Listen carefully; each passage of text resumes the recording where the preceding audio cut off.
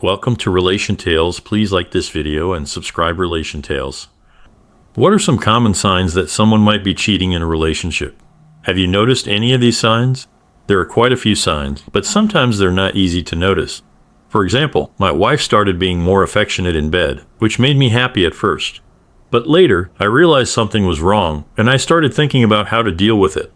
The details of how my wife Arlene and I got together and our backgrounds aren't important here.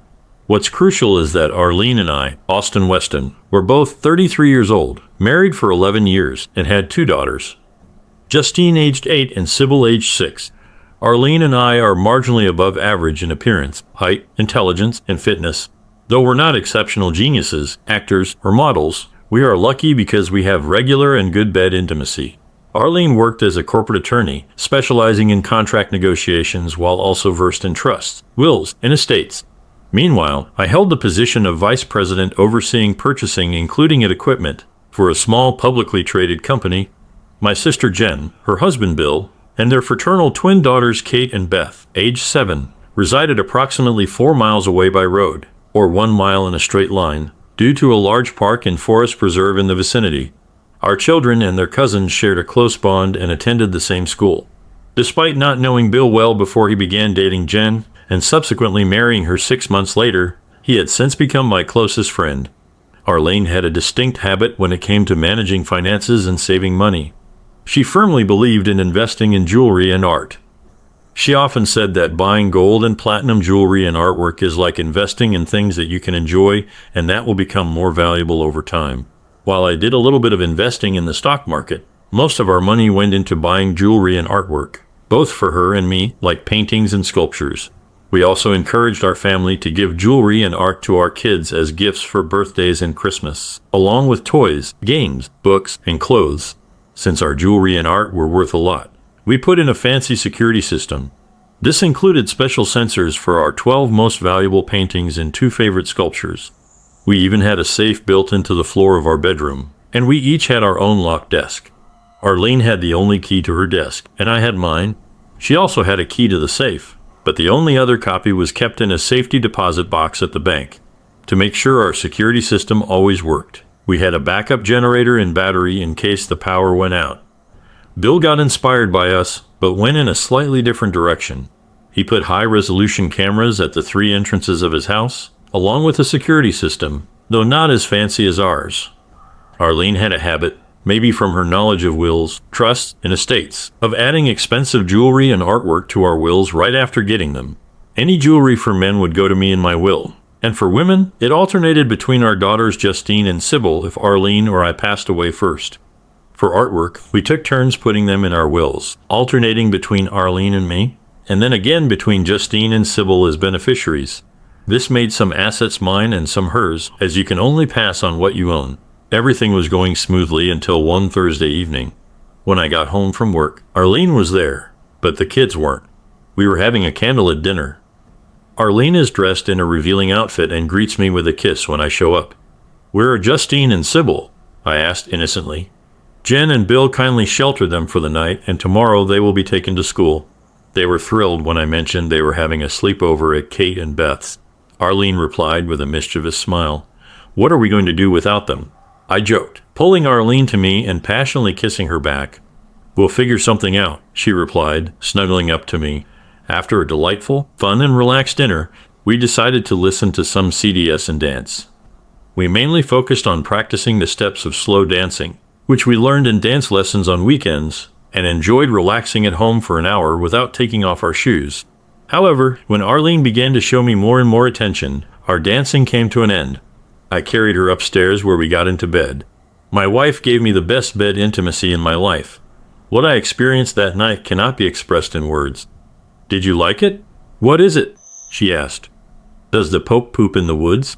I replied, still reeling from the experience, but I managed to make her laugh. We went to bed, but Arlene wasn't finished yet. In the middle of the night, she woke me up again, and it all happened once more. Remembering this amazing experience, I can't help but think about the moment when I realized that life was about to change unexpectedly. While we were having fun, a thought popped into my head. What does this mean for us? Will it happen again, or was it just a one-time thing? With these questions in my mind, I drifted back to sleep, thinking about what might happen next. The next morning, on Friday, Arlene was loving, which made me think that our incredible night together was just a sign of things getting better in our relationship, promising even more great times in the future. My happy mood and big smile, noticed by my coworkers on Friday morning, changed in the early afternoon when the phone rang. "Austin, it's Arlene," my secretary announced over the intercom. "Hello, goddess of the bedroom," I greeted. "Hi there, Eros," Arlene chuckled. "Hey, I'm not Greek," I retorted. "No, but you certainly embody the essence of lust and passion," she teased. We exchanged more pleasantries, which eventually sagged into casual conversation. And then Arlene got to the point of her call. "Darling," her melodious voice conveyed over the phone, signaling the impending arrival of unwelcome news. "Some colleagues from the office are planning to grab dinner and drinks tonight for a team-building activity suggested by the morale consultant our company recently hired.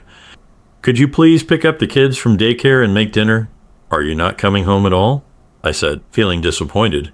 "I will, but I need to change first.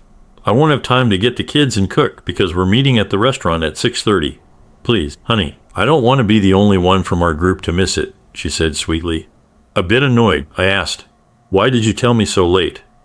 "I believe it's part of the exercise, sacrificing for the team. You know I'd rather be with you and the kids, but I feel obliged to participate," she explained, her tone becoming even more persuasive.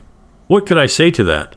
After the most incredible intimacy we'd shared, she knew I couldn't simply reject her with a hell no. I resigned myself to the inevitable. "Of course, dear, we'll give you a goodbye kiss, won't we?" I responded tenderly. "As long as you don't try to lure me to bed, Eros," she chuckled. We bid farewell. I sat bewildered at my desk. She had never socialized with her male colleagues from work before.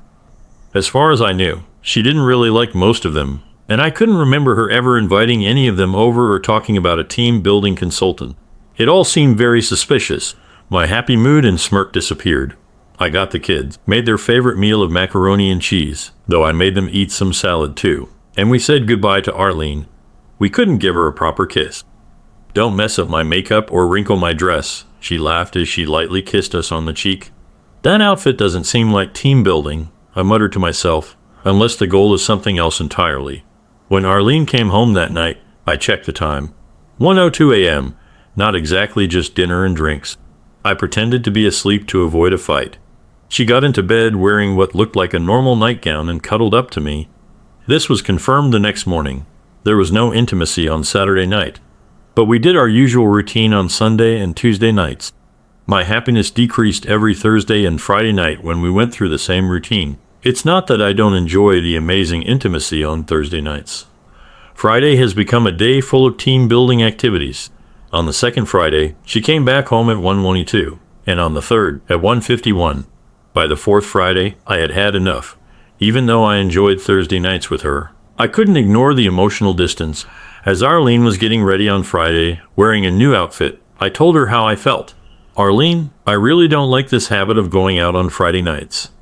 "Now, dear, I've already explained to you why it's important," she replied, smoothing her dress as she looked in the mirror, sticking to the same time she said she came back on the previous 3 occasions, after just dinner and a few drinks.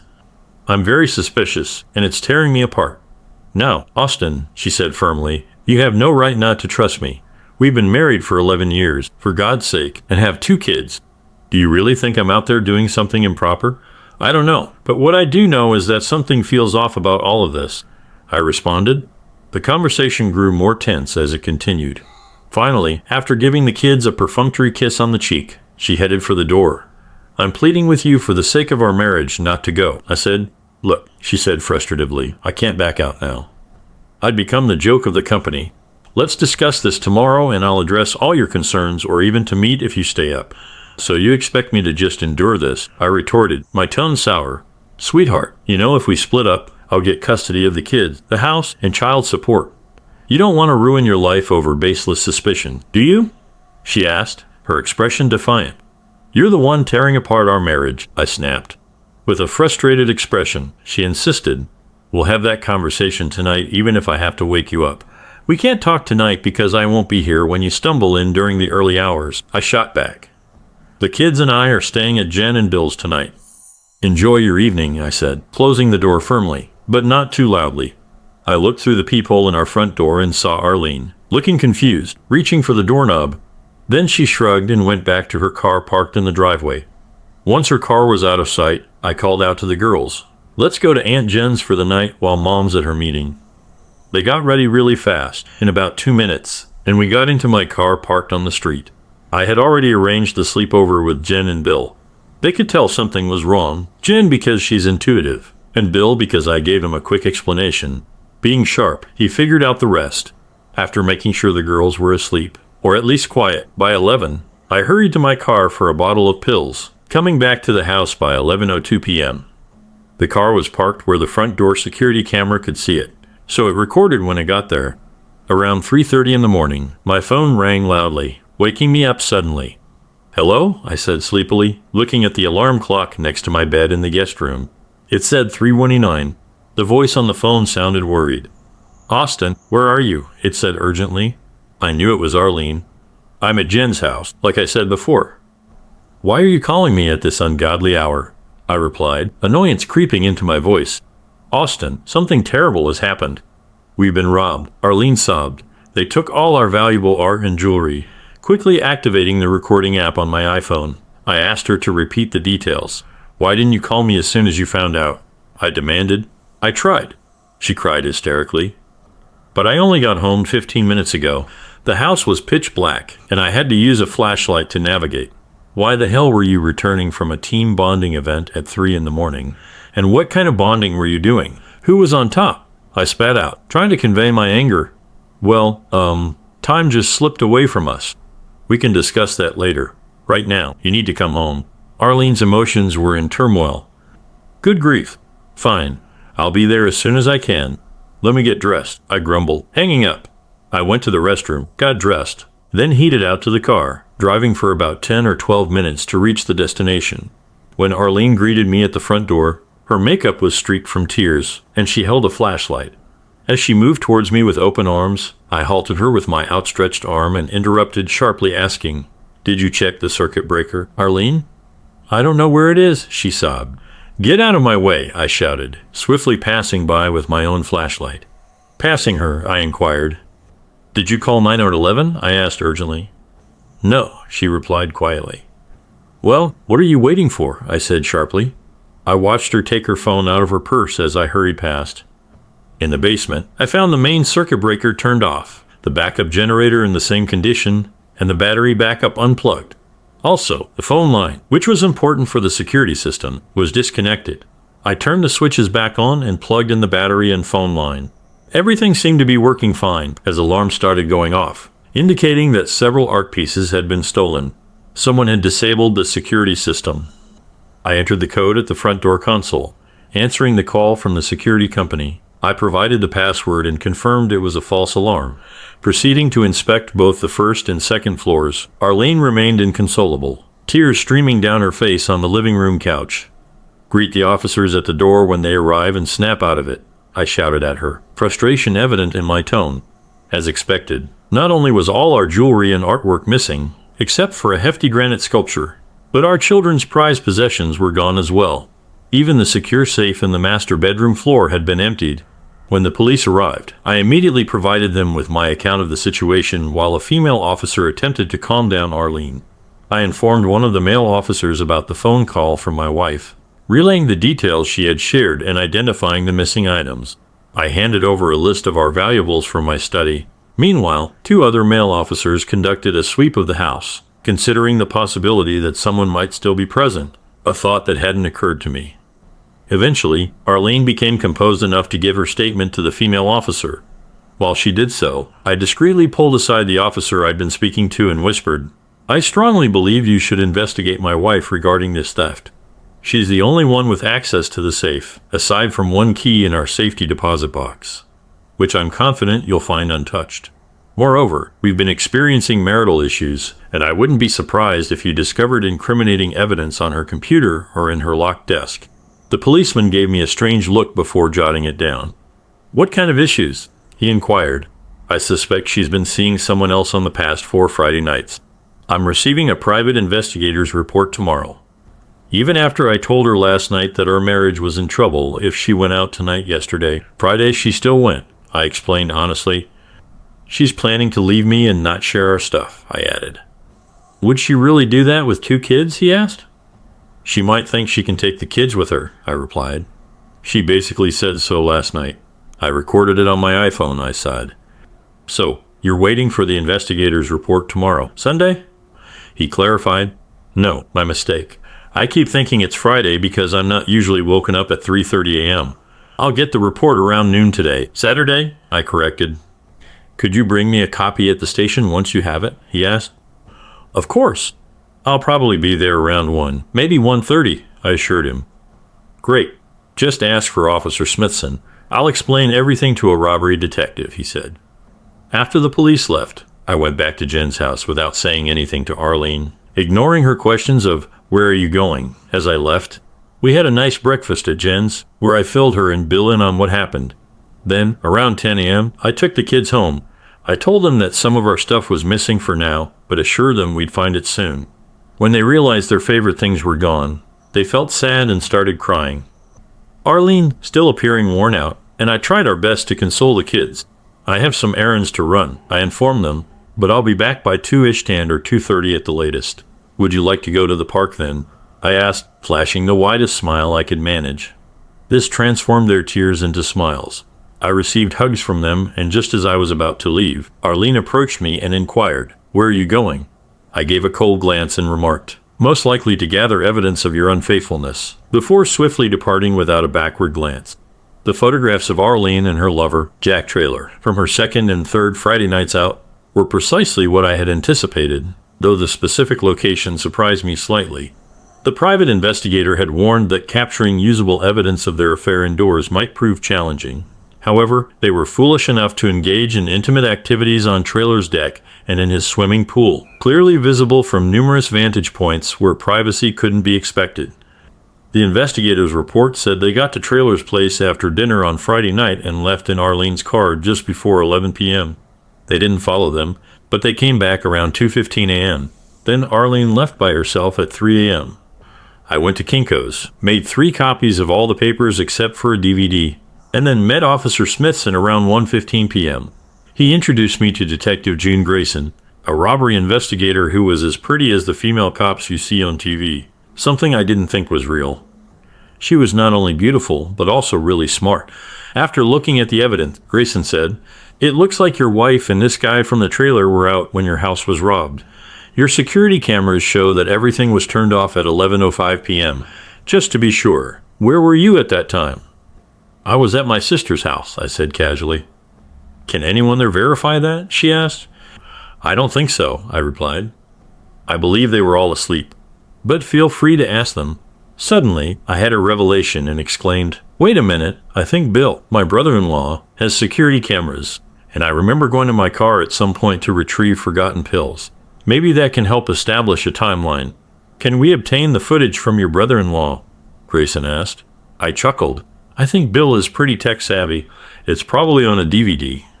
I said as I reached for my cell phone and called Jen's house. Bill picked up. Hey, Bill, do you have security camera footage from last night? I chuckled again at his response. Could you bring the DVD? My apologies for calling it a tape to Detective Grayson at the local precinct. She'll explain why when you drop it off. I need to take the kids to the park. Thanks. I grinned at Grayson and Smithson, exactly as I suspected. He's well equipped with modern technology and has a DVD. He mentioned he'd bring it promptly. Unless there's something else urgent you need to discuss, I have to take the kids to the park. Thank you, Mr. Weston, Grayson replied, smiling and rising to shake my hand. We'll inform you within the next few days if we require anything further. I'll be available, I responded, returning the smile and shaking both her and Smithson's hands. I understand you know what you're doing, but as I mentioned to Officer Smithson last night, you need access to Arlene's computer and desk drawers. I'd appreciate it if you obtained a warrant for those, and mine as well, just to be thorough. Grayson simply grinned. I left the original evidence, including the sole DVD copy of Arlene and Traylor's encounter, at my lawyer's office. He typically works on Saturdays. I instructed him to store it in his safe for the time being.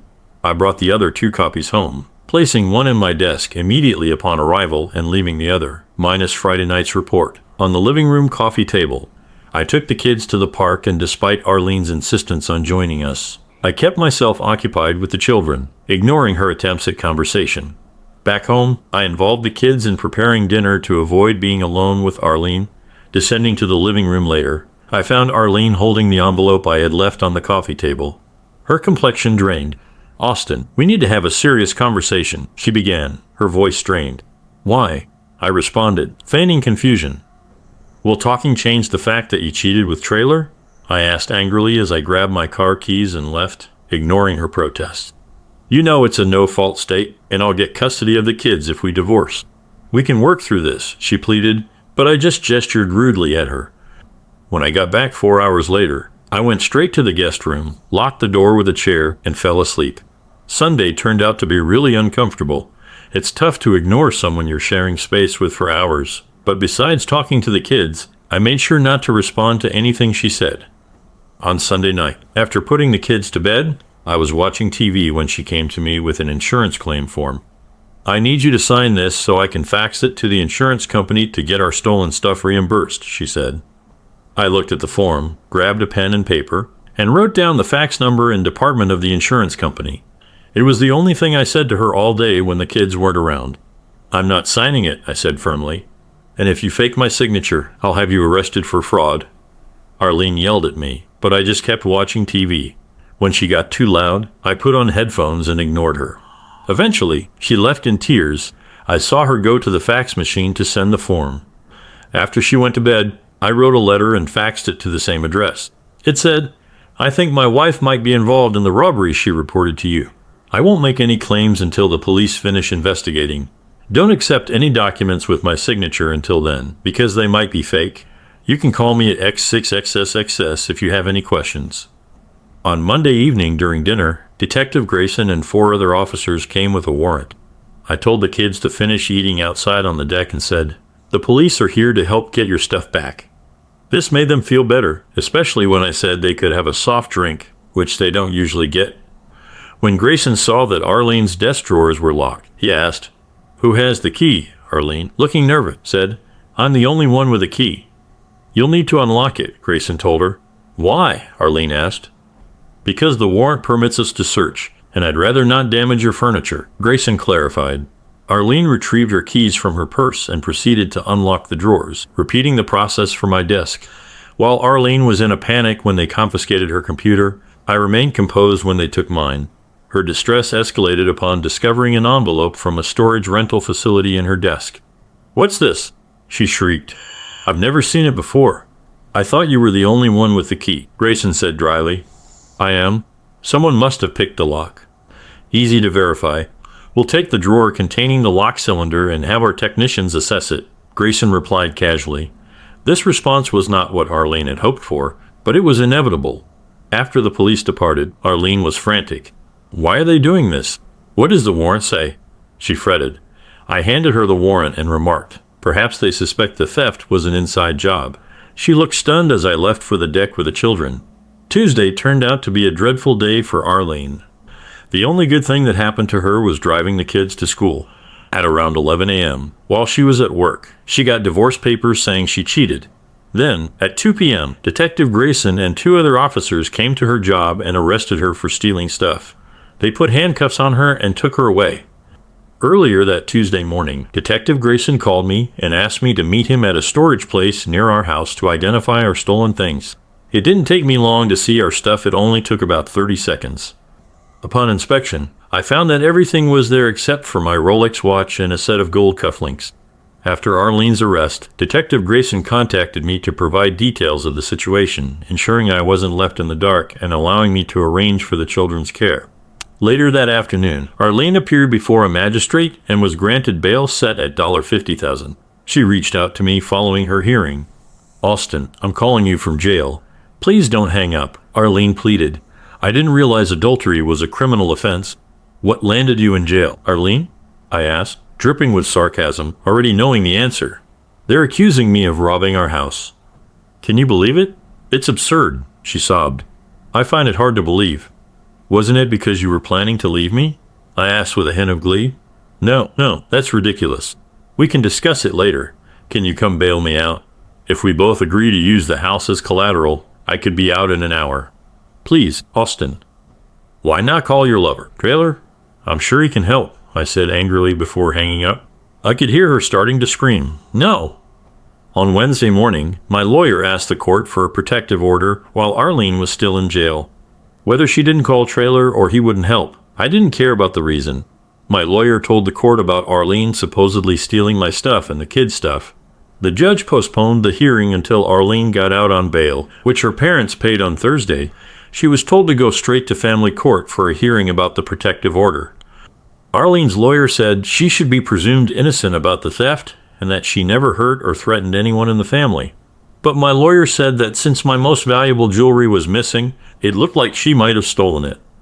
The judge's decision seemed to compromise between the two arguments.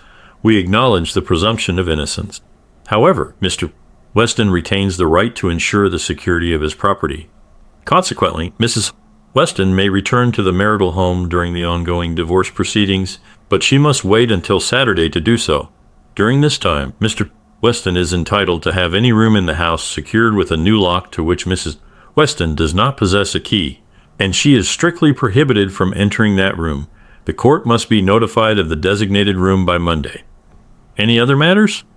I pressed my lawyer for another condition. Your Honor, my client insists that Mr. Trailer, the individual with whom Mrs.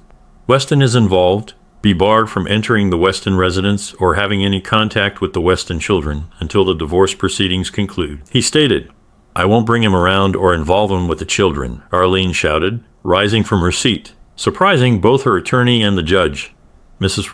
Weston has assured that she won't. Which should suffice for you, Mr. Weston, the judge remarked. Although tempted to express my disbelief with an expletive, I managed to restrain myself. I arranged for Lowe's to install a new door to the master bedroom and reinforce its frame. Additionally, I had a sophisticated lock fitted, one that was nearly impregnable. All of Arlene's belongings were relocated to the guest room. Arlene returned home on Saturday morning. The children were happy to see her, but I mostly kept my distance, only interacting when necessary for childcare to avoid upsetting them. Arlene wanted to discuss things. I told her we could talk on Sunday night after the kids had gone to bed. We spoke in the den with the door closed to avoid disturbing the children. After an uncomfortable silence, I urged Arlene to start the conversation since she was the one who wanted to talk. Well, Austin, I can't help but suspect you're involved in this theft, she began, before I interrupted. Whoa, I was expecting an apology for cheating and hurting me so deeply, Arlene. But I suppose that's not on your agenda, is it? I said sarcastically. Austin, once you calm down, we can discuss rekindling our love and putting aside talk of divorce. But I need to resolve my legal issues first, she said. Arlene, let me be crystal clear. Even for someone as self-centered as you, there's no talk of divorce. I'm getting a divorce, plain and simple. It's done, I said firmly. But Austin, she started to plead, but I stopped her. This talk will only go somewhere if you're willing to listen and agree to my terms, I said forcefully. Are you ready to hear them? She nodded. I'll change the reason for the divorce to irreconcilable differences. I'll ask for full custody of the kids, but you'll get to see them whenever you want, with alternating holidays and 2 weeks in the summer, as long as they don't meet any other man unless you're married to him. We'll split our stuff evenly, and you'll pay child support for one kid and half of the mortgage. When Siebel turns 19, we'll sell the house and split the money. There will be no alimony for either of us, I stated firmly, fixing her with a penetrating but, she began, only to be interrupted once more. I'm not done. If you agree, I'll appeal to the DA to reduce your charges to a misdemeanor with no jail time, given a no contest plea. That way you can retain your law license and job. Deal, I concluded. But I didn't do anything, she protested, tears streaming down her face as she wrung her hands. I know you orchestrated this whole situation to retaliate against me. I don't want a divorce, but if it comes to that, I'll never agree to you having sole custody. She cried out amidst her tears. So, you refuse to accept any responsibility for the breakdown of our marriage or the theft, huh? I demanded, my voice rising as I stood up. And you're not even the least bit sorry, as if I should be content being deceived. God, how did I ever marry you in the first place? I lamented. She buried her face in her hands as I urged, consider this offer, Arlene. If you don't, it could spell ruin for you. As I left the room, she cried out. But if only you'd listen, I could explain everything. You have to hear me out. Or at least, that's what I think she said. By the time she finished speaking, I had already closed the door to the den and couldn't be certain. 2 days later, upon returning home, I found the children absent, replaced by Arlene and Jack Traylor seated in the family room. "What the hell is he doing here?" I shouted at Arlene. "You promised the court you wouldn't bring him around. Austin, you need to hear us out," she pleaded. "Once you listen, he'll leave and never bother you again." "Get out of here, Traylor," I thundered. He rose with a mix of aggression and supplication in his eyes. He may have had 3 inches and 30 pounds on me, but I firmly believed in the adage that it's the size of the fight in the dog, not the dog in the fight. I'd never backed down from a confrontation in my life, even if it meant taking a beating, and this wouldn't be the first time. Traylor approached me slowly, attempting to convey something, but amidst my repeated shouts of, "Get the hell out," at the top of my lungs, I couldn't discern his words. After persistently yelling my demand about 24 times, it became evident he wasn't going to comply. I walked towards the phone to call 911. He got annoyed and pulled the phone cord out of the wall, telling me to just listen. I wasn't stopped, so I tried to use my cell phone. He grabbed it and threw it on the ground, saying it would only take 2 minutes and would make my life better. I went towards the garage through the kitchen, and he grabbed my jacket. I got away and ran out. Without him noticing, I grabbed a meat tenderizer from the counter. When I got to the breezeway leading to the garage, I turned back suddenly. He followed me into the breezeway, and I hit him on the forehead with a mallet. He stumbled back and hit the kitchen sink, holding his bleeding head. While he screamed and tried to stop the bleeding, I kicked him hard in the groin. Arlene, who was now crying in the kitchen, gave me her phone from her purse on the table. Dialing 911, I explained. "There's an intruder in my home who attacked me, and I struck him with a mallet. He needs medical assistance, and I need the police to apprehend him." I entered through the front door and calmly settled at the kitchen table while Arlene tended to Traylor. The rapid response of the paramedics amazed me. They arrived in under 5 minutes. The police followed closely just a minute behind them. Traylor was taken away in an ambulance under restraint. The police accepted my account of events. I requested they take my damaged cell phone to check for fingerprints to corroborate my story along with the phone records if necessary. Additionally, my suit jacket was torn during the incident, so I asked them to take it as evidence. Through her tears, all Arlene could convey to the police was a repeated statement. "We just wanted to talk to him." The following day, my lawyer appeared in court once more. The judge was furious and instructed Arlene to vacate the residence within 48 hours and cover the cost of changing the locks. Any visitation with her children would be postponed until after the divorce proceedings. The judge postponed the divorce until the resolution of the criminal case against Arlene. I persuaded Detective Grayson to obtain search warrants for Traylor's car and house, as well as Arlene's car. In Traylor's vehicle, they discovered my gold cufflinks, while inside Arlene's trunk, they found a gift labeled Jack with a heart containing my Rolex watch.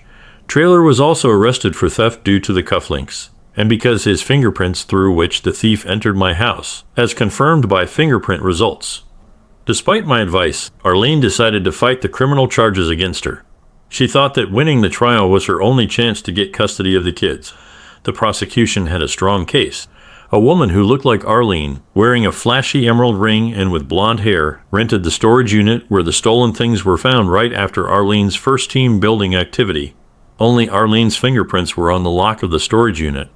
This added to the earlier evidence, making a strong case against her. During the trial, Arlene and Traylor testified. Arlene said she was with Traylor 4 times, but didn't leave his house until 3 a.m. last Friday, doubting the credibility of the private investigator's testimony. She said I must have stolen the stuff and framed her, but couldn't explain how I could have done it since she admitted I didn't have access to the safe or her desk drawer, and she always had her keys.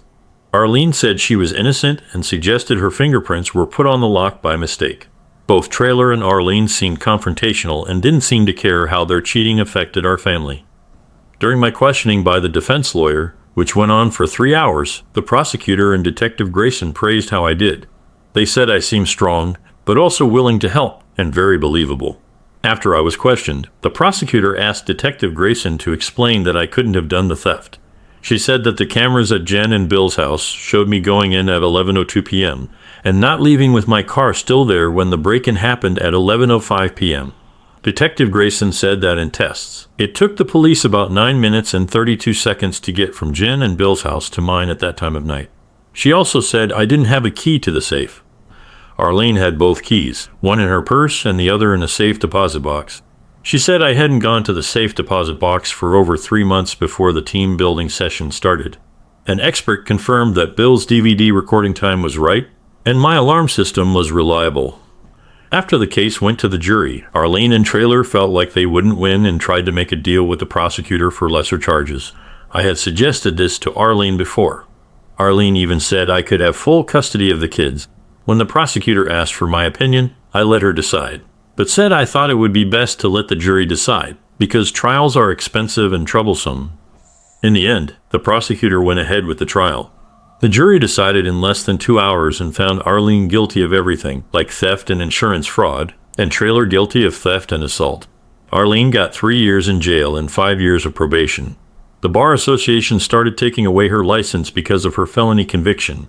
Trailer had been convicted of smaller crimes before, and because he assaulted me in my home, he got 4 years in jail, 5 years of probation, and had to pay for the damages to my phone and jacket.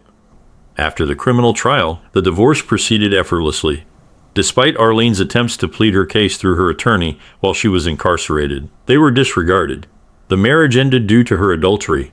I gained full custody of the children, provided child support for 3 years, and extended it upon Arlene's release from prison, along with acquiring the house. Our remaining assets, excluding Arlene's legal expenses, were divided equally. She was also obligated to cover my attorney's fees. Exiting the courtroom with my brother-in-law and closest friend Bill, he wore a satisfied grin. "What's making you smile like that?" I inquired. "Come on, Austin, spill the beans. How did you manage it?" he eagerly asked. "Manage what?" I chuckled. "What I didn't tell Bill, but will share with you, is that I orchestrated the entire theft scheme. I was immediately suspicious of the team building excuse from the start. To confirm my suspicions, I had a colleague call HR at Arlene's workplace. If HR hadn't heard of it, I knew it was fabricated. On the first Friday night of the supposed team building, I had already arranged for a local high school senior to babysit.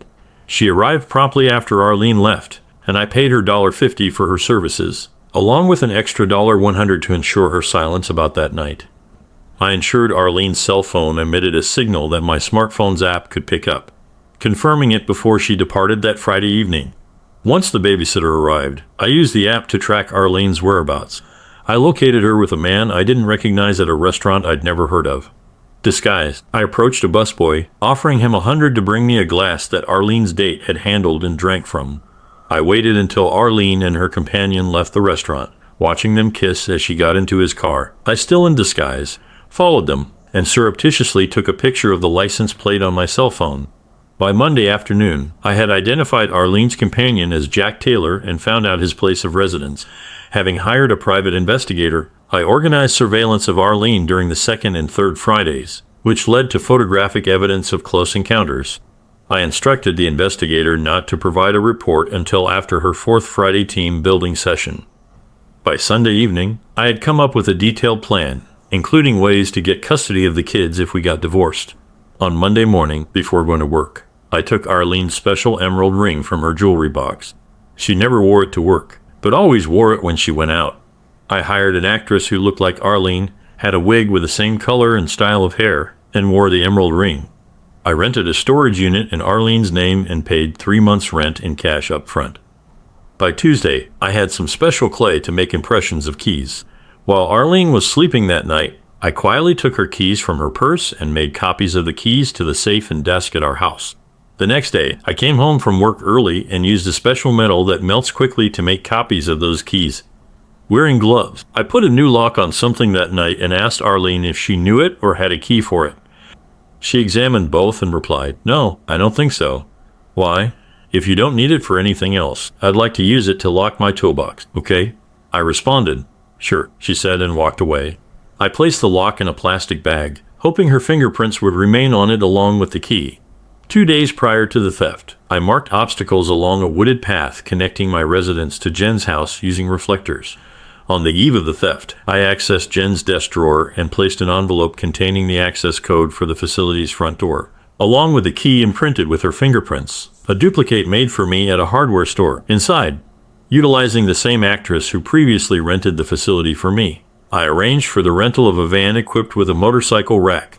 Additionally, her boyfriend facilitated the rental of a dirt bike for me. I concealed the dirt bike amidst a cluster of trees behind Jen and Bill's residence.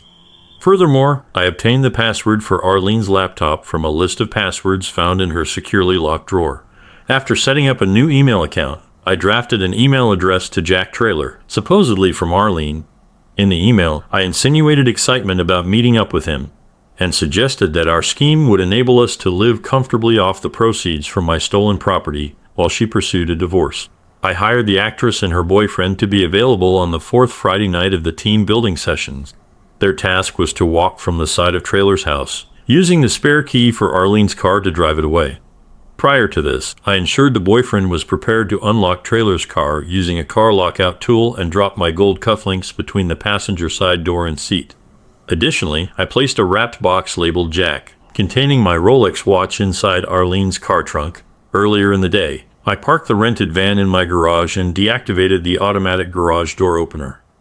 2 days ago, I put Traylor's fingerprints from a glass at the restaurant onto the basement window to make it easier to get in.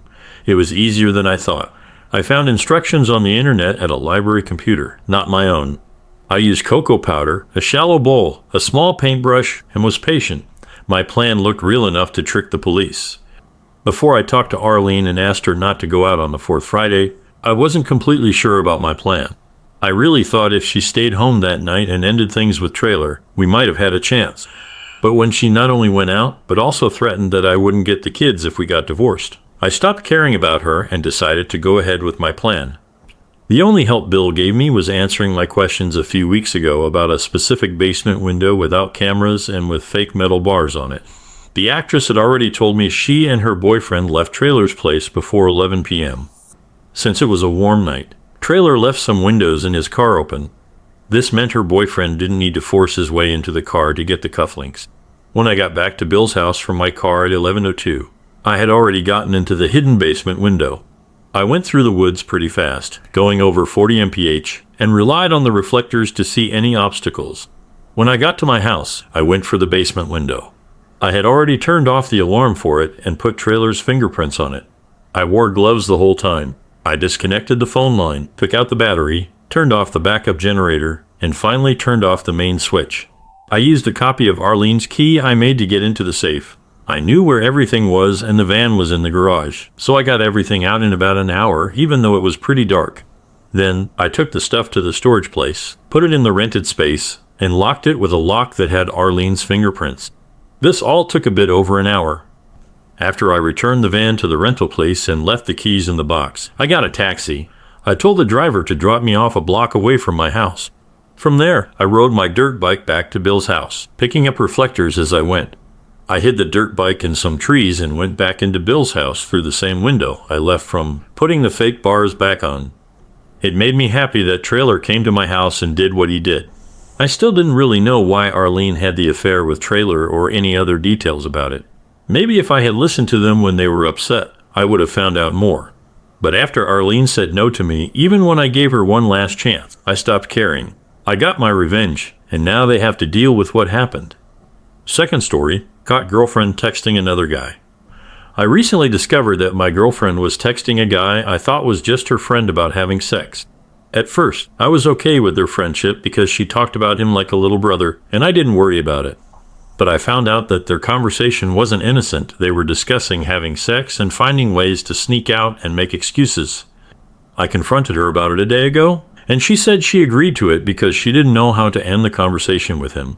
Even though we've been together for almost a year, she felt she couldn't say no or block him, so she thought agreeing to it would be the best way to end things with him.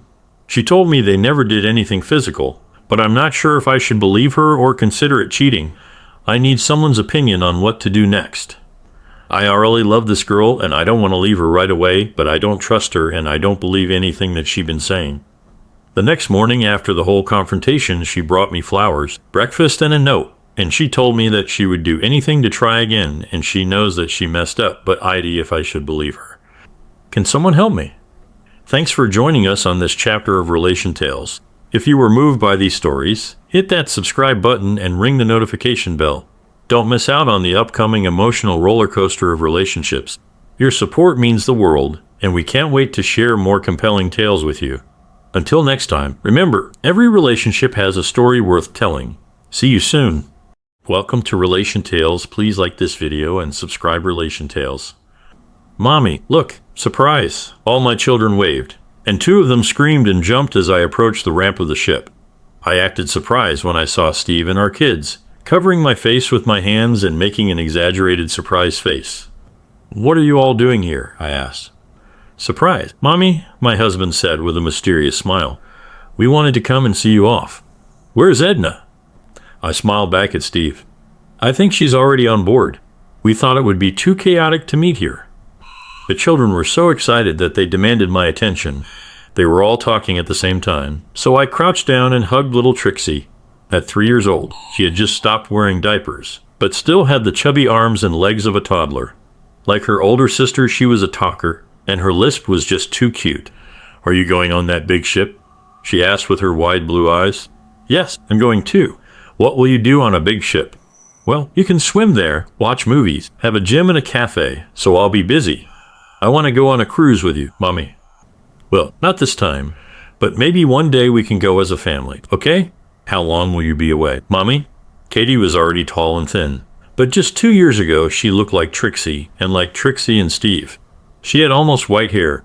We loved spending time outside, and the summer sun would bleach their hair, while I could only pick out a few strands of my brown hair.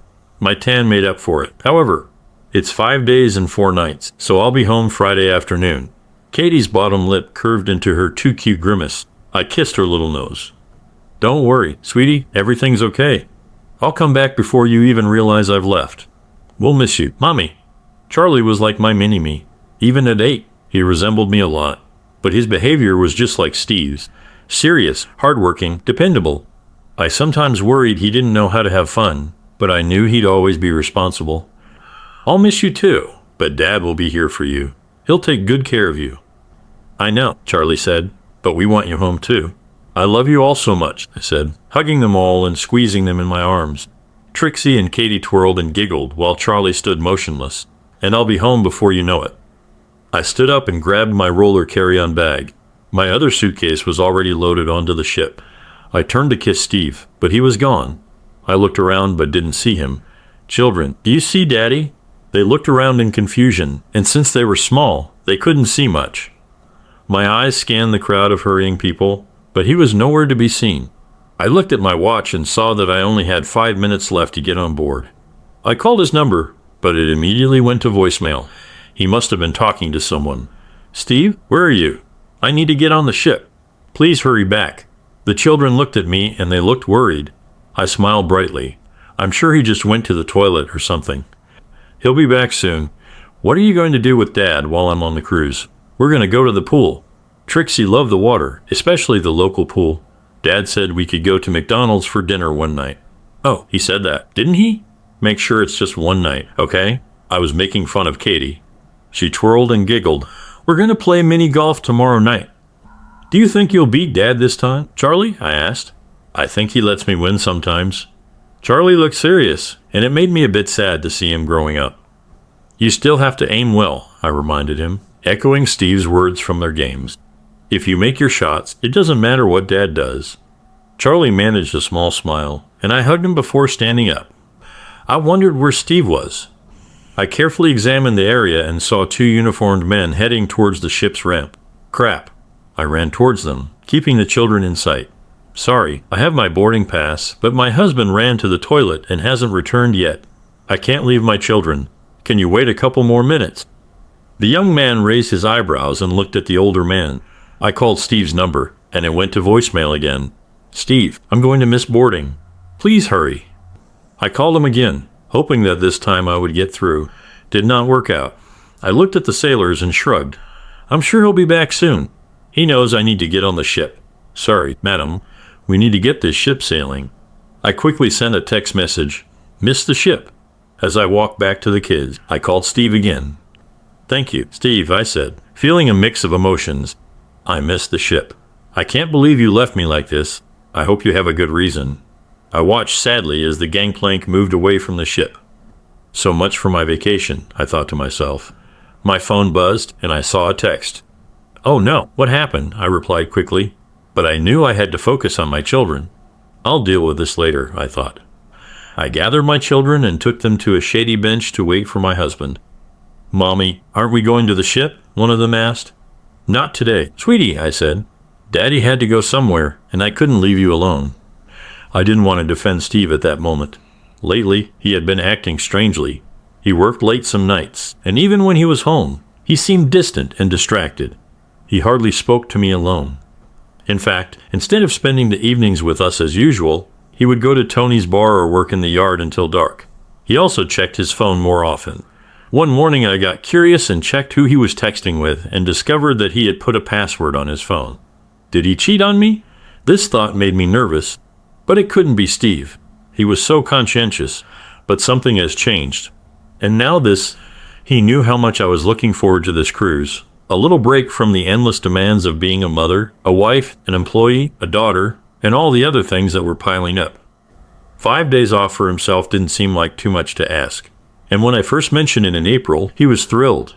But he pulled a surprise. Luckily, poor Katie couldn't keep a secret to save her life and then disappeared. I was more than a little annoyed with my husband. Where was he? We waited in the shadows for almost half an hour, and by then I had already run out of ideas to distract them. Trixie was moody and Katie was just around the corner. I tried calling Steve several times, but it always went to voicemail. My irritation decreased and my anxiety increased by the minute. Where could he be? I didn't want to upset the kids, so I kept asking them questions and making up silly games as I went along. But all kids have limits, and we overcame them. Bringing them home was a problem. I was driven here by an Uber car, and I didn't know where Steve parked his car. I checked my bag and found that I didn't have the keys to his car. I ordered another Uber to take us home. We had to take a chance without a child seat for Trixie, but the trip was short-lived. The driver didn't mind much, but I insisted that he only use street roads. After 10 minutes of waiting and another 15 minutes of driving, we arrived at our small ranch. I called Steve along the way. "I'm starting to worry. I'm taking the kids home, so get there as soon as you get this." Steve's car was nowhere to be seen, but he may have left it in the garage. If he was at home, he was not. The kids were cranky, but subdued when I brought them into the house and I put Trixie to bed. She only slept every other time, but I hoped that after the morning's adventures, she would be more tired than usual. Katie immediately turned on Disney, and Charlie went to his room and closed the door. I took my rolling bag into our bedroom and left it there while I went to the bathroom. I sent text messages while sitting on the toilet. Steve and the kids showed up. He had to go somewhere, so I couldn't leave the children alone. When I told him, he sent a sad emoji. I replied with one too. Then I went to the kitchen to grab a snack and some iced tea. As I sat down at the table, wondering where Steve might have gone, my heart sank. I didn't notice it first, but there it was, Steve's phone in its silver case, perfectly aligned with the edges of the table. I knew he did that on purpose. He had an eye for detail and symmetry, which was essential as a high-quality paint artist. What cooled me down was his wedding ring lying on the dark phone screen. Crap. I went into our bedroom and saw that most of his clothes were gone. His tablet was also missing from the bedside table, and a check of the living room revealed that his laptop and all our files were also gone. Looks like my marriage is over. Tears flowed, although I knew that it would not change anything. But I also knew that I had destroyed Steve. He was no coward, so if he couldn't face me, it was because it would have destroyed him. And despite my sins against him, I loved him deeply. Steve was an amazing person. He was a wonderful lover and a reliable partner who sacrificed his comfort for me throughout our 11 years together, 9 of them as husband and wife.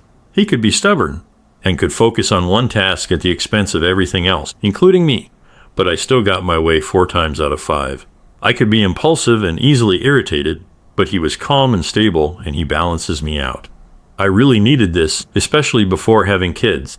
He was an incredible craftsman. His painting business flourished after the first couple of difficult years because he combined creativity with responsibility and now had a waiting list thanks to feedback from his grateful customers. And he shined as a father. He adored each of our children and his patience with them was endless. And now he is gone. So why was I trying to escape on a cruise with Chad Maybury? I was a dental assistant because I could do the job while the kids were at school or daycare and be home at 2 when they got out. The new dentist started working in our office about 10 months ago when Trixie was in the midst of her terrible 2 years and Katie was adjusting to preschool. She was so affectionate. Charlie was more reserved, but still demanded my attention. The demands were relentless. Steve's business was not all-encompassing, but he came home tired and often distracted. He would cheer up for the kids, but by the time we put them to bed, he was exhausted. I probably do too. We tried to make time for ourselves, but it was difficult. A once-a-month Saturday night date was too few. Sex on Fridays became an obligation, and spontaneity became a distant memory. Our life, although it was what we wanted, was depressing, and while I didn't resent Steve or the kids, I resented the way we lived. I wasn't ready to be my parents, completely settled and predictable. Chad was also married, but they had no children. They seemed to live more independently than we did. And because they both worked in professional fields, Sylvia was in its sales. They could afford frequent travel and exciting vacations, and they often went on vacation separately. The first time I spoke with Chad after his wisdom teeth were removed, he had just returned from hiking the Grand Canyon with his college friends. Sylvia went to Santa Fe for an art exhibition with her best friend. Chad was funny and enjoyed making fun of everyone, including me. I didn't usually eat lunch due to my part-time job, but he would meet me in the kitchen for a mid-morning snack. I talked a lot about my family and maybe complained a little about how my family took me for granted. I envied his free lifestyle, disposable income, and minimal responsibilities. "Let's go for a walk tomorrow," he said with a smile. "We can go to the beach for lunch and be back in time for you to pick up the kids." That's what happened. It was a nice change from my usual routine. I had grown-up conversations without any expectations.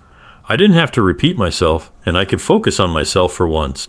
Chad drove, so I could relax, and the waiters took care of me instead of the other way around. It was a nice break, and when I got home that evening, it felt like the best time in a long while. Steve noticed my happiness, and we were intimate, which hadn't happened in months. I was so happy, I hugged Steve tightly, almost crying because I loved him so much. Chad suggested having lunch again a couple of weeks later, and it became a regular thing. Sometimes we just grabbed a sandwich and sat in the park to chat, but if we didn't have plans afterward, we'd explore a bit more. I wish I could say Chad seduced me, but that didn't happen. It was I who opened the door. However, it did pass, so the effect is on both of us. One day over lunch, he asked me about Steve. "I think I spend more one-on-one time with you than with him. I wonder if he's tired of my charm. That would be a shame." He looked down at my very substantial chest. "Your charm is significant," I blushed. "Well, you have your own charm." Looking at his lap with a smirk and a raised eyebrow, and then sex was on the table. Our teasing became more intense, and I began to think of Chad as a lover. He was handsome in an exquisite way. Steve was a stud, tall, slender, with broad shoulders, bright blue eyes, and calloused hands. We had lunch once, sometimes twice a week, until one day we had to cancel several meetings in a row. "Do you want to go to the beach?" he asked with a smile. "I bet." Instead of going to our usual dockside bistro, Chad stopped at a surf beach motel. "I'd like to try your charm," he said. His eyes sparkled with desire, and I felt overwhelmed by the thought that he was arousing me. So we had sex. He only made it through one round, but he lasted a long time. It wasn't amazing like my best performances with Steve, but it was good nonetheless. We had an hour and a half, which was enough to not feel rushed. I was surprised that I didn't feel guilty. I guess I just thought of my time with Chad as a time out from normal life. It didn't affect my marriage other than it relieved me of some stress, so there was no reason to feel bad. I completely loved Steve. He was my life partner. Chad was just a trip to the gym or a nice massage. We never planned our affairs, allowing the universe to determine our possibilities.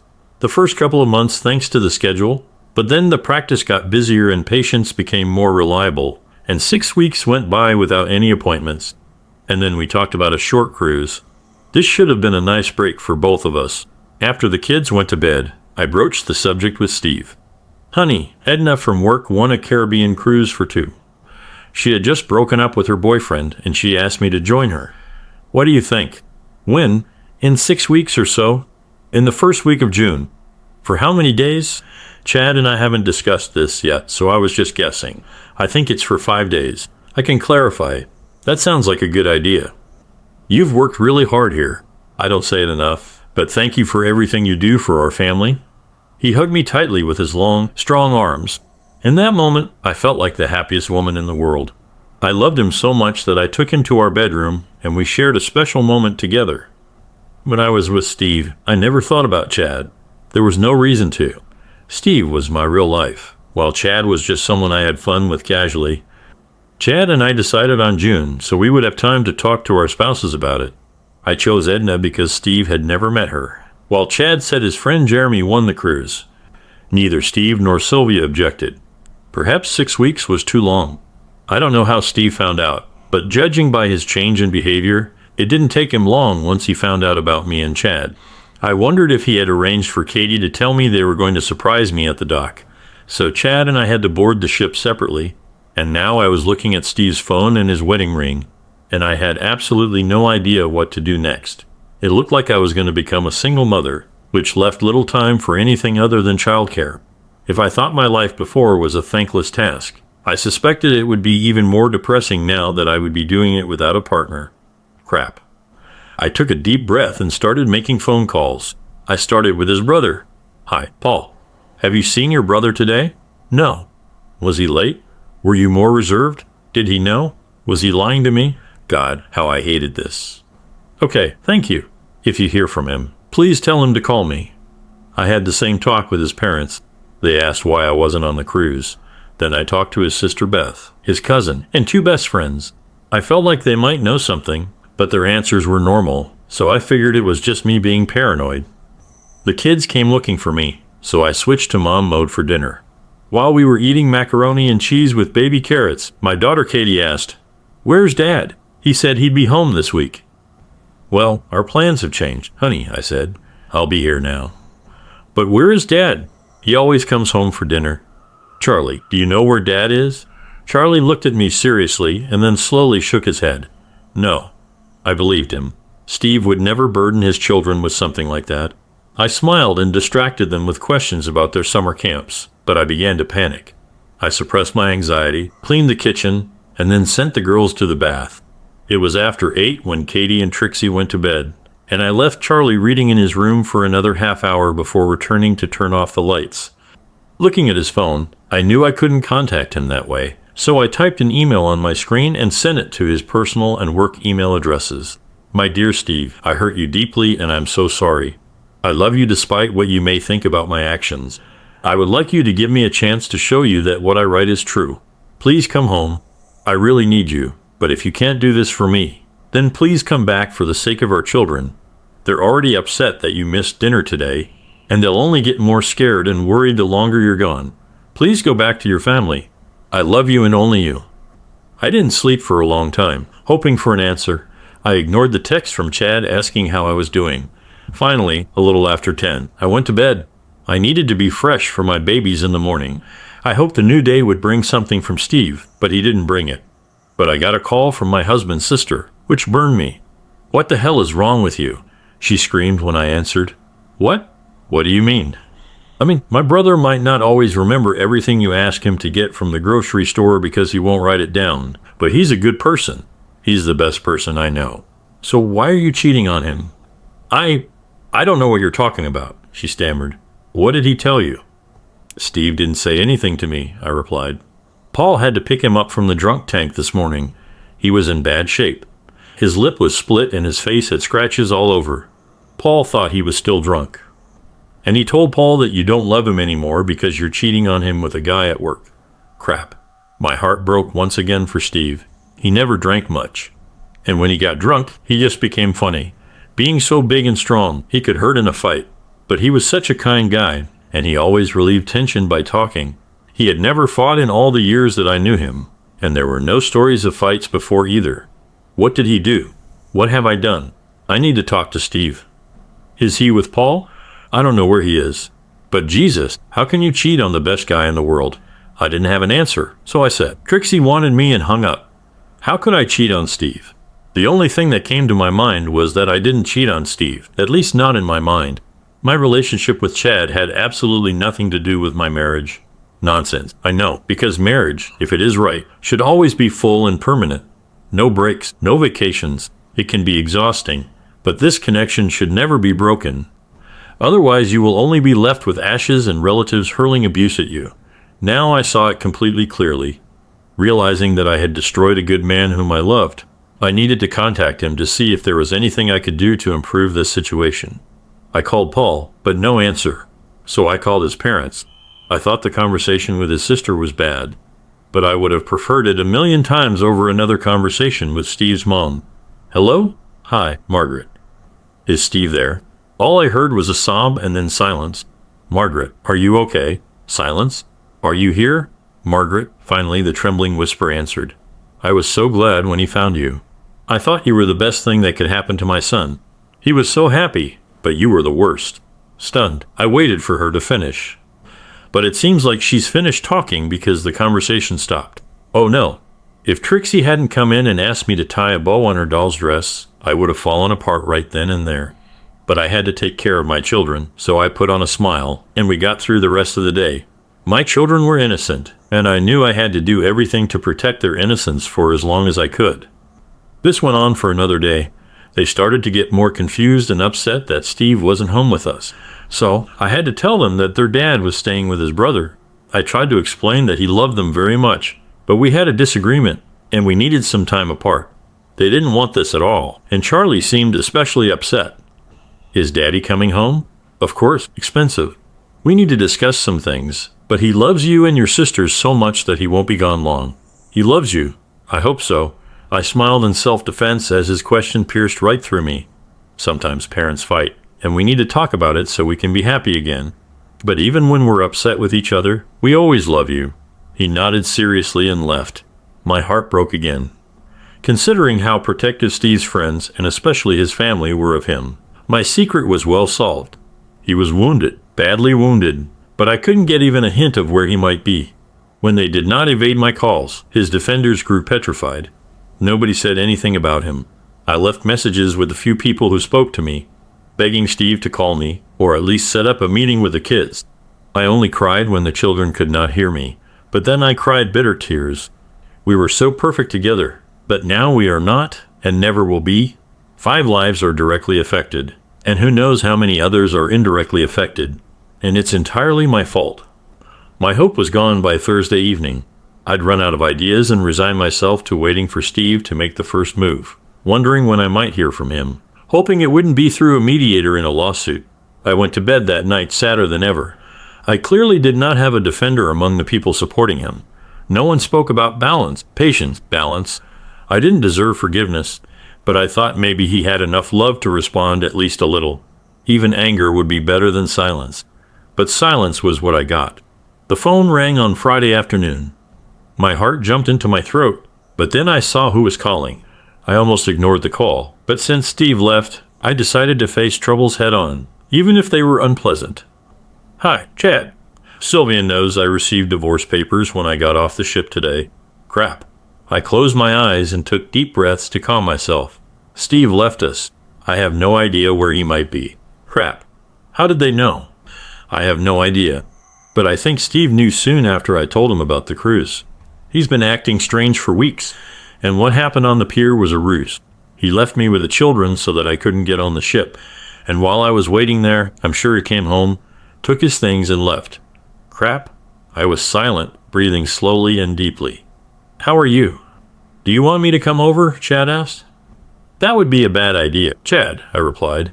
I don't blame you, but if I never saw you again, I'd be fine with that. When we're working, I'll be professional, but otherwise, please don't talk to me. Is that really how you feel about me? He asked. I love my husband very much, I told him.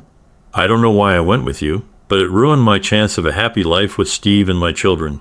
I don't want to be reminded of my mistake. I understand, Chad said. Well, if you change your mind, call me. I don't give up on friends, and I certainly don't give up on lovers. Bye, Chad. Lovers. Apparently, everyone except me saw us that way, but I never loved him. Not for a minute. I only loved Steve, but Steve will never believe it again. The weekend was terrible. Steve was unavailable, and the children became increasingly frustrated. Trixie had 2 unpleasant incidents on Friday night, and Katie suffered from nightmares and slept with me on Saturday. Charlie was stoic and strong as always in the face of all the sadness, and that was even worse for me. I could feel his pain and embarrassment, and it didn't take long for it to rub off on Steve. It must be destroyed. And I was the instrument of his destruction, not just a tool. I was also the hand that used it. He was the man I vowed to love and respect for the rest of my life, and I destroyed him with excessive cruelty and without hesitation. I read once that every person is the hero of their own story. I became the exception to the rule. I was extremely cruel to the person who should have been the most important to me. Instead, I showed myself that I was the most important. I really wanted to escape, to go where my friends couldn't find me. It wouldn't change what I did, but at least I wouldn't have to deal with a judgment every day. But I couldn't do it. My kids needed me to be there for them, no matter what was happening with me. With Katie beside me in our bed, I decided to be the best mom I could be. I put aside my sadness, guilt, and regret as I took care of our children. I might not be Steve's wife anymore, but I was determined to be the best mom to Charlie, Katie, and little Trixie. When I got up on Sunday morning, I had a new determination. I made waffles, bacon, and orange juice for the kids, then let them watch TV in the living room while I cleaned up. Later, I called Beth from the kitchen.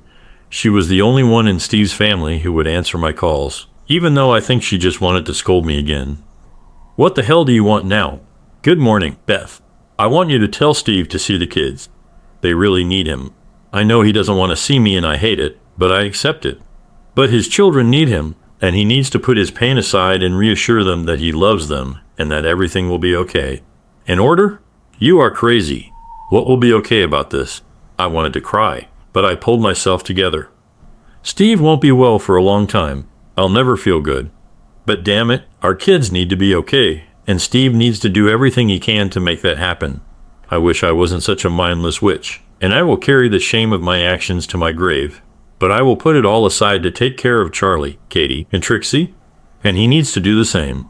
I don't expect him to take me back, but they need him, and they need him now. Crap. I don't think he's been sober for half an hour since he left your house on Monday. You have no idea what you did to him. My heart sank. I knew what I did to him. I know. I understand. I destroyed our marriage and destroyed my husband. If I could kill myself right now to fix this, I would. But it won't change anything. Won't fix anything for the two of us. But we can fix this for our children. And you and Paul and Margaret and Richard must help him understand this. I'd like to do this. I want to support him, but he needs to do this himself. Just like me, our kids come first, and you need to make him see that, she said firmly. There was a pause. Then she spoke more gently. I'll talk to Paul and our parents and get their opinion. Thank you, Beth. I know this might sound strange, but I still love Steve. I regret what I did. I can't even explain why I did it, but I did. And now I have to live with this forever, knowing that I hurt the person I love. I'm not the woman I thought I was. You are not the woman we thought you were. It hurt, but I didn't cry. I was emotionally numb. I focused my energies on the well-being of my children, which helped keep self-pity and self-hatred at bay. I went into the living room, gathered my children around me, and started Encanto again. We went to the park after grabbing a snack after the movie, and when we got back, I quickly made lunch of peanut butter and jelly sandwiches, sliced apples, and milk. I put Trixie to bed, settled Katie down with crayons and coloring books, and Charlie immersed himself in a book about airplanes. After calming down for a moment, I checked my phone. There were no calls or text messages, but I knew what I needed to do. Hi, Mom, is Daddy there with you? Hi, dear. Yes, he's here somewhere. Do you want to talk to him? I need to talk to you both. Fine. I think he's in the backyard. I'll go check, she said. Then, addressing me as children, she asked, when will you and Steve bring them to us? It nearly made me fall apart. My determination faltered for a moment, but I stayed strong. That's what I want to talk about, I replied. Concern, she asked. Are you okay? I need to talk to you and Dad. Well, he's right here. They discussed putting it on speakerphone for about 40 seconds, not losing patience as they kept messing up. They were both delighted when it finally worked out, and congratulated each other on being so capable. My parents adored each other. I will never have this. What's wrong, honey? I took a deep breath. I wanted to let you know that Steve has moved out. He found out that I had an affair. I don't know what will happen next, but you need to know about it. The telephone line was filled with thick silence. Are you in love with another man? Mom asked. No. She couldn't help but let out a short sob. No, I love Steve. I love him so much. I don't know what I did with anyone else. Still silent. Any chance you can fix this? I don't think so.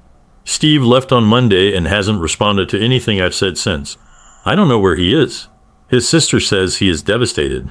He's been drinking all week. Oh, poor man. My parents always adored Steve. I closed my eyes and breathed evenly. I forced myself to continue. Yes, I know. I will always regret the way I hurt him, but I may need your help with the kids at this point until we get settled. Whatever that looks like. Of course, dear. Call us anytime you need help, Dad said. They can stay with us when needed. And you too. Parents' love never fades, even when their child disappoints. I almost cried right then. Thank you. I love you both very much. We love you too, honey. I cried for a long time after I hung up. I didn't deserve my parents. I didn't deserve Steve. I didn't deserve my family. But they all needed me, and I had to be the best I could be for all of them. This commitment was my lifeline. I couldn't drown myself because the people I loved needed me, even if they didn't love me anymore. Beth called back. Steve wants to see the kids. Can you take them to our parents in an hour? I asked. Sure thing. Thanks, Beth, she replied. They really miss him. I hope having them around gives him something positive to focus on. He's going through a tough time. I know he doesn't want to deal with me, but if you think there's anything I can do to help, just let me know. I really care about him. I know I've lost my right to impose, but I'm here for whatever he needs from me. Fine. The kids were extremely happy to see Steve, and they were excited about going to see their grandparents. Katie and Trixie rushed to the door as soon as I let them out of the car, but Charlie stayed behind. Aren't you coming with us? Not today. I have a couple things to do, but I'll be back for you in a couple of hours, okay? He nodded, serious as ever, and walked towards the door, where Steve's mom was waiting for him with a big hug. She didn't even look at me. I returned home and cried again. The house seemed both suffocating and empty. Everything seemed smaller, more compact, and nothing mattered. Family photographs mocked me. They looked ancient and frozen, relics of another time. They could have been in sepia. The furniture, books, DVDs, and video games seemed like they belonged to an era long closed. I felt like I was visiting my family's museum, looking at history. I pulled myself together as best I could before returning to get the kids. I barely recognized them. They were all subdued when Steve's mom walked them out the door to my car, and they were very quiet on the way home. I brought them inside and made dinner. I cooked some chicken, heated up frozen potato sticks, and chopped some red peppers and carrots. I love my kids, but they mostly like simple foods that are high in carbs. I figured it's not worth arguing over right now. Right now, they just needed comfort. No one ate a lot. Charlie went to his room, and I sat Katie and Trixie in front of the TV while I cleaned up the kitchen. I was almost done when I saw Katie standing in the doorway, looking at me. Mom? She said softly. Yes, sweetheart? Why is Daddy so sad? What do you mean, Angel? He cried a lot. I think he was just happy to see you. Sometimes people cry when they are happy. You know he loves you very much. I know. He said that too, but then he still cried. I hugged my child, riding the waves of regret again. I ruined Steve's world. My love for him was the foundation of the tower he built for his life. And when that stone came out, everything else came crashing down around him. He couldn't even keep his emotions together for his children. I knew he would get better eventually, but the question was how well. I love Steve. I knew this with every cell of my body, and I hurt him as much as I could. Perhaps I could heal him. After all, I knew him better than he probably knew himself. But he wouldn't give me that chance, and I couldn't blame him. But I also couldn't let him suffer like that. He didn't deserve this, and my children don't deserve a broken father. My father always told me that if you break something, you have to fix it. So that's what I needed to do. I couldn't make Steve the man he was before my betrayal, but I could make him a much better person than he was now. With or without his cooperation, I had two things to work with. The first is our children. The second was how well I knew him. Children, do you know how sad your dad is? They all nodded. I have some ideas to make him feel better. Do you want to hear them? I asked. Their excitement almost made me cry. They were wonderful kids, and they adored their dad. What does your dad like to do the most? I asked. Trixie loves when he tickles her, Trixie shouted, making us all laugh. And Dad loves watching videos of us, Katie said. He also loves ice cream, Trixie added. I smiled. It seemed I might need to take charge and make some plans. He likes to fish, Charlie said quietly. He loves you all very much, and he loves fishing. What else?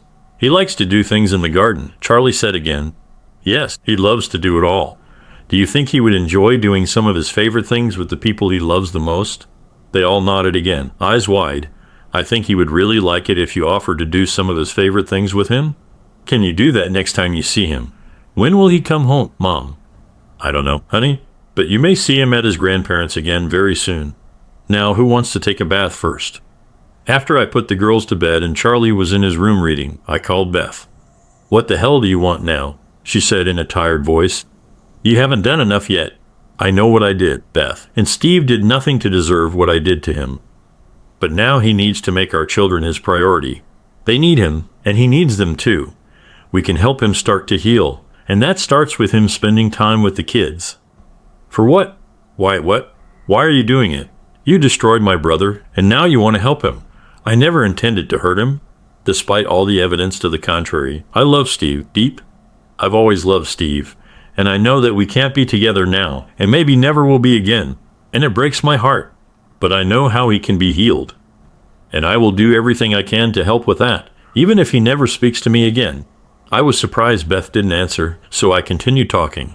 I want him to see the children every day. It could be at our parents' house, or it could be here. It would be better here. I can leave while he's here. In fact, maybe we can share this house 1 week each. This way the children will remain in a familiar environment. The children will help him recover, and their love will help him recover. He's going to divorce you. It was like a white-hot knife in my chest. I hesitated, but took the blow upon myself. I deserve it. I thought so, and I will mourn this for a very long time. But that doesn't change what we need to do to help him. Please, Beth, help me. Help him? Fine. I'll ask him to see the children. I'll talk to Paul and our parents about your idea of sharing your house. It makes sense to me, but only if you're not there when he's there. I will do anything short of abandoning my children. I don't want to hurt him anymore. She hung up without saying a word, which I took as progress, considering how likely it was that the word would be a slur. Work the next day was a little surreal. I swapped procedures with Edna so I wouldn't have to work closely with Chad. We were hyper-aware of each other, but no one else knew that our lives had fallen apart last week, so everyone treated us the same as always. Edna asked me how the cruise was and laughed at Steve's confusion about her accompanying me. He called her to arrange some gifts for me while I was on the ship, and asked her to keep it a secret after he apologized for the confusion about who I was going with. I forced a smile to hide my pain and told her that I couldn't leave the kids in the end. But it was still nice to have a break for the week. She praised what a great husband I had for surprising me like that. Afterward, I spent 10 minutes in the bathroom quietly crying. When I picked up the kids on the way home, I got them settled. I realized I'd been relying too much on TV to distract the girls, so I decided to try something different once things calmed down. Right now, I just couldn't manage our usual games and activities. Our dinners were usually simple, but I tried adding things like blended spinach to spaghetti sauce to make them eat a bit healthier. Today, though, I just popped a couple of frozen pizzas in the oven and chopped up an apple, but I knew this couldn't become a regular thing. When Beth called, I took a deep breath before answering. Steve said he wanted to see the kids. He liked the idea of taking turns having them at the house. I suggested it as my own idea, just in case he ever talks to you. If he knew you suggested it, he might not agree. Thank you, Beth. I don't need credit. We just need to get Steve, Charlie, Katie, and Trixie together so they can feel complete, I told her. When does he want to start? She asked. Tomorrow, I replied. The idea of being the kid's only parent for a week seems to comfort him. He hasn't had a drink today. He's still very sad, but he focuses better when he thinks about the kids. I appreciate your help, Beth, I said. Don't mention it, she replied. I'm serious. If you ever tell Steve I suggested this, he'll disown me. I let out a bitter laugh. It was either laugh or cry again. It was the mother of all mistakes, wasn't it? I couldn't destroy my family anymore, even if I wanted to. Beth fell silent, but I could feel the tension in her wavering. Finally, the words came out of her. Why? For God's sake, why? I don't know. It was like a break. Chad was friendly and nice enough, but I didn't like him at all. I don't even find him particularly sexy. But he paid attention to me simply as me and not as a wife or mother or anything else. He just loved spending time with me. Sex happened quite suddenly, but it wasn't passionate. It was just fun. Something we did for fun. I destroyed my marriage for what was nothing more than a few trips to the gym. And on a cruise. I don't know what I was thinking about this. I simply disconnected Chad from the rest of my brain. Now this disgusts me. It doesn't seem like it happened to anyone else. But but it seems like a dream, like it wasn't reality. And now I have to live the rest of my life knowing how much I hurt the person I love for fleeting pleasures that meant nothing to me. This is so wrong. I know. She fell silent again. He spoke to a lawyer. You will receive your divorce papers this week. At work? Yes. Okay, I saw this coming. It's just not right, I said. I couldn't agree more, she replied. I composed myself and informed everyone at work that Steve and I were getting a divorce. I admitted that we had problems and took responsibility for them. Everyone seemed surprised, except for Chad, who pretended to be shocked. I decided to share my news first, but I'm sure people will piece together the puzzle when they learn about his marriage falling apart too. It was awkward at first, but the two dentists hugged me and assured me they would support me by adjusting my work hours as needed. It really helped everyone else to at least support me a little. The documents arrived on Thursday afternoon, and I took them with me to my parents', where I stayed while Steve was with the children. His lawsuit was punitive, extremely punitive. He wanted 3/4 of our assets, a house, primary custody of our 3 children, child support for me, no child support from him, and for me to take back my maiden name. I understood his anger and was sad about it again, but it didn't work for me. Or for Steve. I knew him. Once he recovers, he will have too many regrets about this angry settlement. And if our children were to get through our divorce as healthy as possible, they needed to see us treat each other kindly. When I met with my lawyer, I insisted on a fair offer and indicated that I had no intention of bidding. I accepted that my marriage was over. I realized that I had no right to ask Steve for any communication. I would really like to talk to him, but we have told his lawyer that I will only do so in response to a request from Steve. He never asked for this. I made no claim on his business and offered to divide our other assets equally, share the house on a rotating basis until Trixie finishes school. Then we would split the cost of it, shared custody of the children, no child support on either side, and no spousal support. I wasn't going to give up his last name until Trixie's graduation, but if he still wants it, I'll do it. My lawyer was confident that I could do better and tried to convince me to ask for more, but I stood my ground. There were a couple of half-interested attempts on the part of Steve's lawyer to get more for Steve, but he also knew I could get more, so we soon came to the terms I proposed. Living in our house, but without each other, was strange for me, but the children, especially the girls, quickly got used to it, and that was the most important thing. Charlie seemed more thoughtful than usual, so working through Beth, Steve and I agreed to take him to a therapist. He responded well, and while he'll never be the guy with a lampshade on his head, he's back to being less serious than he was before the divorce. Beth organized weekly shifts by arriving half an hour before her shift, so either Steve or I would leave when the other one arrived. Even though he didn't talk to me, Steve always stood tall in front of the kids. Well, almost always. He took down every picture of me and placed them facing the wall in the office. I always hung them back for my week and then put them away before going to my parents. He never said anything bad about me to the kids and made sure they didn't hear anything negative from his family. I respected his boundaries. I felt like I owed him more, but he only allowed me to do that much for him. I worked full-time at the clinic, and my parents would take care of the kids until I got home during my week with them. It wasn't a perfect life, but I had my children, my parents, and my job, all the things I enjoyed. I stopped dating, and I wasn't sure if Steve was seeing someone else or not, but I suspected he might be. He was always good at relationships and was a great partner. The first time Steve spoke to me was after that awful day at Katie's school play.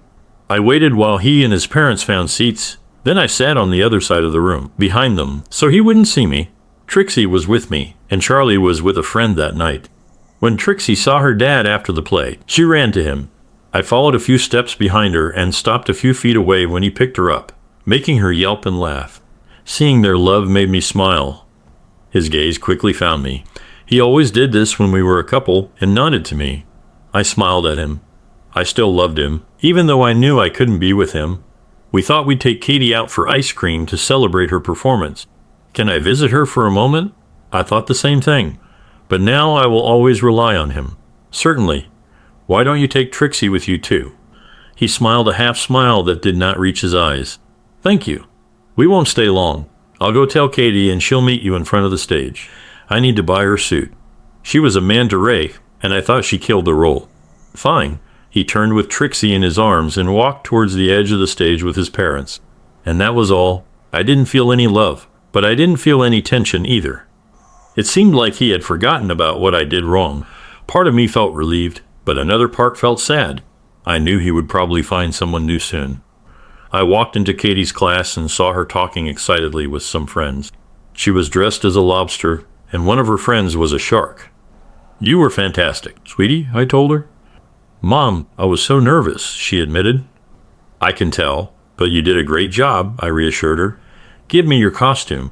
Dad's on stage with Grammy and Poppy, and they want to take you and Trixie out for ice cream." "Hooray. Will you come too?" "Not tonight. I need to go home and clean the kitchen."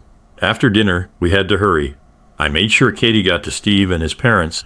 They made a big fuss about it, which made me smile. The guys looked like they were going to be okay. When I slipped away, my throat tightened.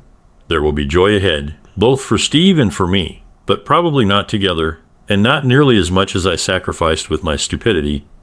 I hoped Steve would find love again. He didn't deserve what happened, and he deserved to be happy. But now, he had to find that happiness on his own. The same went for me. My husband is delusional. What should I do? I'm a 32-year-old woman who's had enough of my marriage. My husband, 38, has been physically and mentally abusive over the years. He's thrown me down while I was pregnant with our first child, threw furniture at me during the second pregnancy, and once left me stranded in a parking lot without my phone. Despite this, he seems to forget what he's done. I've been silent about the abuse until now. For the past 2 years, I've been having an affair with someone truly amazing. He's the first person I ever fell in love with, 15 years ago. We reconnected 2 years ago and instantly connected. I've been honest with my affair partner, and he's been patient and understanding. 3 weeks ago, I was rushed to the emergency room, and my husband discovered my affair by going through my phone. He's now aware of my cheating, but he's in denial about it. My husband told me he doesn't care that I cheated and that I have to stay in this marriage. He threatened to kick me out of the house, even though we both own it, and take away my kids if I leave. He also said he'd tell them about my affair. Now, my husband is acting fake and trying to be better, but I know it's just a facade because he read the messages and saw how kind my affair partner is to me. I don't want to be in this relationship anymore, but I'm not sure what to do because of the kids. Part of me wants to tell them myself, and all of me wants to leave. The sad part is that I don't care how my husband feels. He's never cared about how his actions made me feel. He doesn't realize that I don't need him as much as he needs me. It's not about having the courage to leave him. It's having the courage to tell my kids, and how do I even go about telling them that their parents are going to separate? Please be kind. I know my situation sucks. Thanks for joining us on this chapter of Relation Tales. If you were moved by these stories, hit that subscribe button and ring the notification bell. Don't miss out on the upcoming emotional roller coaster of relationships. Your support means the world, and we can't wait to share more compelling tales with you. Until next time, remember, every relationship has a story worth telling. See you soon.